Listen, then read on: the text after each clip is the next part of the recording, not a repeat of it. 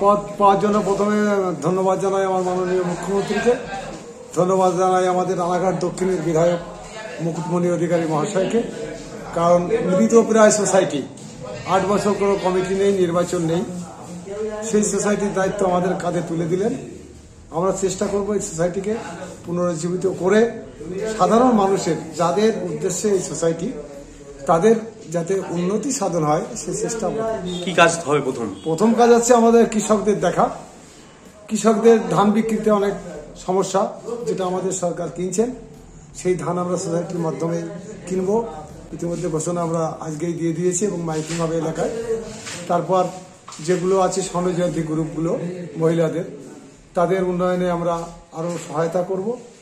তাছাড়া এখানে আমাদের যে ফার্টিলাইজার ছিল, সারের ব্যবসা, চাষিদের সার দেওয়া হতো ভর্তুকিতে অনেক সময় কম লাভে, আমরা সেটাকে আবার চালু করার প্রয়াস নেব।